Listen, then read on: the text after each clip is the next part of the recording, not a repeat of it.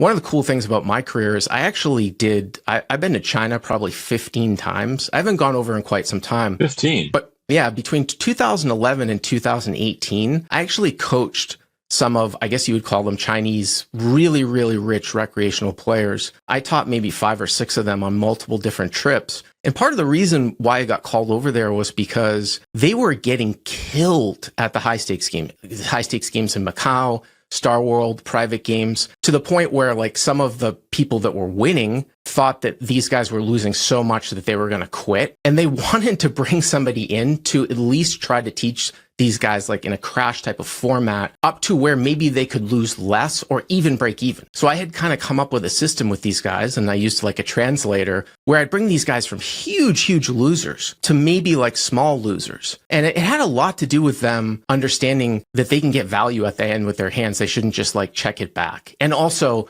fast playing their hands, right? Not slow playing. That's another thing too. So that was just a great time for me. I went all over China, saw some of the biggest games in the world. I mean, I remember railing a guy, sitting behind a guy. I didn't talk to him during the session, but I would just take in my notes, the hands that he would play. And then we would talk about it after the fact. I think he was playing 20,000, 40,000 Hong Kong dollars, no limit at Star World. Yeah. So really some of the biggest games in the world. It was really cool. Yeah. I think I played such games. Pretty sure that's what it was. It's like 3K, 6K USD, something like that. Yeah, it's like 1/8. So if they were playing like 5,100, it would be like 6,000, 12,000.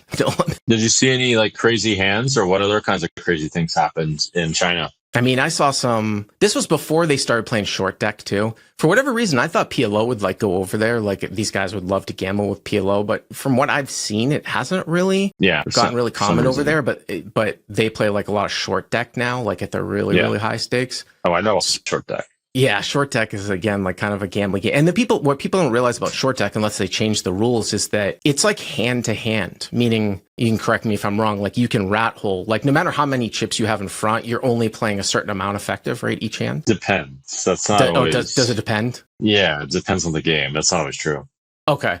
Well, when I started to see it first, like proliferate over there, that's how they played it. So it was just super, super gambly. And one of the things that I would say that I thought was kind of like amazing, one of the interesting things was they were really, really big on insurance over there in big, big pots. Mm-hmm. And I remember one of my students, my original student, got to be the point where he was a big winner in the game. And he realized like how negative EV taking insurance was. And if people don't know insurance, like instead of running it like more than once, let's say that, you got it all in on the turn with a set or something like that, and a guy had like a flush draw, so he had only like 8 outs because one of his outs wasn't good. They have like a little card printed out that says like, okay, I have 8 outs, like how much do I need to pay where this is the person who's ahead, like how much do I need to pay if I lose where I'll get this money back. And the juice was worked in, like it was a horrible deal, but you were expected to always buy insurance because the person that was giving the insurance was like the guy that was running the game, even though the insurance was really juiced up. And if you started to decline insurance too much, my understanding was sometimes you wouldn't be invited back to the game if you were a winner. I don't know if you have experience with insurance in China, but they were really big on it. It depends. I don't think it's true for all games, but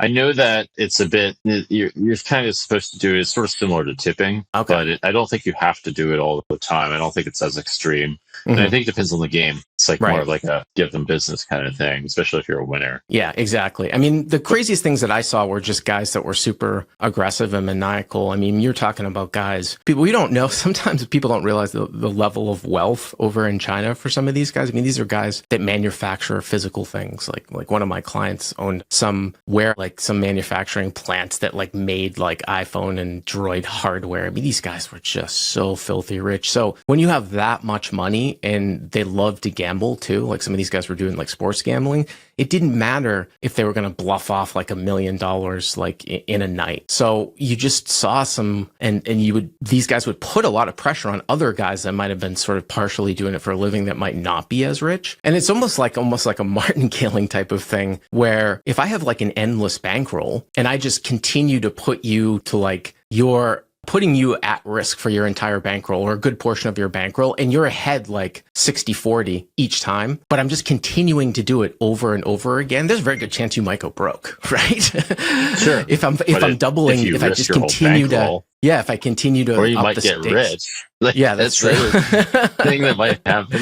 So yeah, there was a lot of pressure in big money situations put on people, but I like the speed of the game. There wasn't a lot of tanking over there in those games. Yeah, I don't know if you've run into that. Live tip: don't be slow as fuck for everyone's sake. Yeah, that's one of the worst things I would say too for like the new player now coming in. It's really hard to go in there to a casino, play a bunch of nits who are like miserable and they're tanking and they're just like either talking strategy or they don't talk. And the worst thing too, I think people have gotten a lot better about this now because people who have played for profit, it's been a long time, but you know, back in the day, people would get berated. You know what I mean? It would be, especially with the young kids coming from online, they had a sense of entitlement where they were better players. Therefore, they had a right to win every single pot. And if you got a bad beat, they didn't register the fact that, oh my God, this is good for the game. I want this guy in the game. I'm going to win over the long term. Instead, they would berate the guy. And maybe that guy would leave because he wasn't having fun. And it was just really, really bad. You see it less nowadays, but sometimes you see it. Yeah, it's a bit more egregious, this mistake, than tanking a bit. Tanking a bit's not as bad as this one. Let's talk some more China stories. Did you only see big games in Hong Kong? Because there's big games other places too. I spent a lot of time in Macau. So like at the Wynn, and then semi-private games at Star World. This is like and then the fake China. This is real China.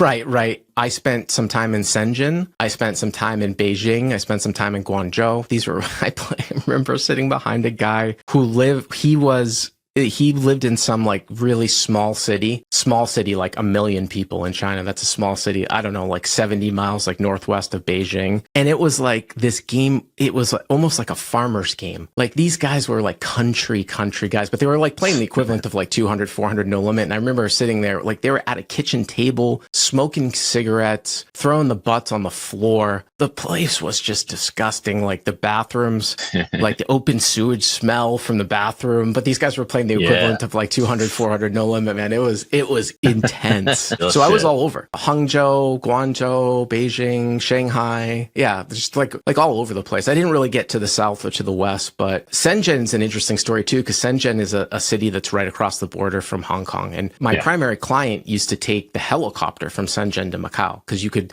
take the boat, like the ferry, or you could take a helicopter from Hong Kong and Shenzhen. But Shenzhen was a city where like, I think like in 30, 40 years ago, like it only had like 20, 30,000 people. And then they made some sort of trade rule. China made a trade rule to try to compete with Hong Kong. Flip forward 30, 40 years later, it's like 15, 20 million. Like it's amazing. So it's just stuff in China. Like there are so many cities with like over 5, 10 million people that we've never even heard of here. It's just crazy. Yeah. I've been to a few myself. They're very impressive. Yeah. They're very impressive. I got a new perspective on China seeing some of those cities. I know that I was always really treated well there. And I don't know because it was just because like I was the coach, but I really liked it. The interesting thing though, and part of the reason why my sort of coaching like kind of wound down has kind of to do with the political system. Like a lot of those guys who are really, really wealthy, they just got out of China. Like they're out of China. And I think that comes from it's new government there. Yeah. They just know that the clock's running, and at any time maybe the government could be like, we're actually going to be socialist communists. Why do you have all this money? We're taking it. That's a very, very, very basic. My understanding is that the government is actually doing its job and doing the right thing. And a lot of these super rich guys are doing all sorts of bad things. That's my current understanding. I don't really know, but that was what I was told, is that actually it's not like just because they have a bunch of money, it's more they've got money for bad reasons. Well, I don't know. Well, I'll tell you a rule that really was up, put these guys up against the wall was that unless the law has changed, I remember that there was a law in China where you could only take out the equivalent of 50,000 US out of the country per year, or maybe even for a lifetime. So these guys were so rich, they had to figure out a way to get money out of the country. And a lot of times you see that on the West Coast with a lot of like Chinese, these houses or, big buildings in New York and San Francisco owned by, paid for by cash by people in China. That's them trying to get their money out. So if the government's doing their job enforcing that rule, yeah, sure. I know that there was a lot of those sketchy ass like jewelry stores and stuff outside of the Wynn, like in Macau. Lots of money laundering. One of the biggest junkets. Junket is, that's another thing too, people don't have a concept of here. A junket is sort of like a group. If you're a rich guy and you want to like gamble on baccarat and go into the casino, a junket will sort of put your package together, get your hotel, stuff like that. But they also like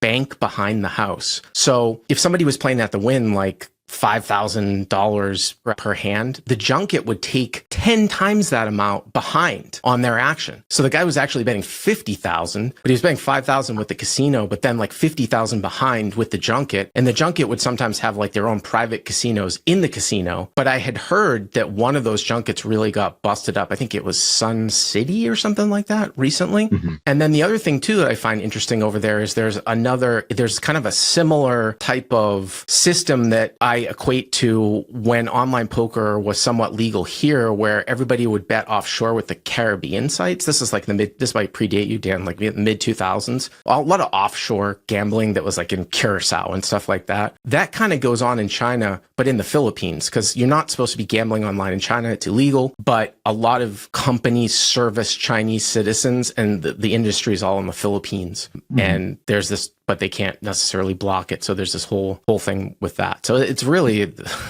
interesting situation over there with gambling. Sure. Yeah. That surprises me. I know a bit about that. I know about Sun City and all that. Yeah. I know that there's some kind of game that was played that there's this guy whose nickname was Chairman, and he's not a pro in the game that we played, but he apparently played some incredibly high stakes game somewhere in China, and it must have been much bigger. And the game that he played, at least with us, was like a 10 million US buy-in. Wow. But God. I don't know what game he played in China, but I heard it was like incredibly high with like people that run the country and that kind of thing. I mean, it wouldn't surprise me. And people might think, well, how do they pay like all this money like back and forth? And that's where the junkets come into this too, like facilitating, like, you know, I put money here, like in this city, and then it somehow gets to Macau and I can play it. And so it's a whole, there definitely needs to be intermediaries. So if the government's kind of going after that type of behavior, they sort of go after the intermediaries, which is why you see like these issues with the junkets and things like that. Oh, okay. I don't really know a lot about that, to be honest. All I know is that China's government appears to be doing its job. Okay. Who would have thought? Like lack of corruption. Matter of fact, one thing I recently learned about China is that I went to Sanya recently, which is the island south of nearby Hong Kong. And like one of the reasons why poker is allowed to operate there is because they're like showing the government that they're doing good things and that sort of stuff, and even doing some charity. So it's like, okay, like it's not because they're bribing officials or something like that. It's because they're showing poker to be mostly a good thing, and the packaging it a little bit differently than this like D-Gen game. So I thought, okay, this is an interesting lesson for America and these kinds of things. Is that in Hainan? That island begins with an H, Hainan? Because that was the only place that I thought that gambling was tolerated or legal in China, and actually mainland China. Yeah, it's like not really legal, but they tolerate it. And it's called Hainan. I thought it was actually a risky situation, but it doesn't sound that risky on second thought, just because it basically works because people are doing the right thing, as a matter of fact, believe it or not. They're actually making situations that are a bit more beneficial towards VIPs, like not multiple entry tournaments, and they give some deals on the rooms and things like. Well, one of the things they used to do in Macau at the Wynn, which I always right away when I first went over there, I was like, oh, this is interesting. They used to, in the highest game, they used to keep a seat open for the VIP. Yeah, they still do that. Oh, they do. But they don't really do that. Maybe it's just because our games are more sort of curated, like at the private level, but you can't, they're not going to have a game that's public where they're just keeping one seat open, where there's a list. You know what I mean? Maybe it's a little bit different now because these quasi-private games like in casinos, but it never used to be that way, you know? Well, I still think that's a good practice for the U.S. The Chinese have quite a few good practices. So no more giant pots or crazy weird things that happened in China that you're forgetting to mention? No, nothing really. There was nothing really crazy. But again, dealing with that level of wealth, I never really saw guys. I mean, there were guys that would go on tilt, like go on raging tilt, but nobody was like really, no one was really pissed that it wasn't necessarily about the money necessarily. It was just about the fact that they lost. So it's just kind of a different like like I said, it's just a different level of when somebody's got so much money and they love to gamble, the maniacal play, doing crazy shit when they lose to try to like get it back. But for the most part, there wasn't anything like you'd ever see like at Hollywood Park, like some sort of fist fight or something like that. You know what I mean? It was all pretty contained. If you happen to play some live poker, you got to know what the rake is. You got to know what realistic win rates are. You got to know this kind of stuff. Speaking of which, on the Jungleverse, we provide many resources to help many of you up and coming players in order to avoid many pitfalls that many people play. Also to avoid getting cheating. We provide some details of what to look out for. We have a map of what the best online sites are to play at and why, and what kind of games you're looking for. If you want to try your luck and try to strike it rich, playing tournaments, why not? The math's a bit against you. We have the resources for that too.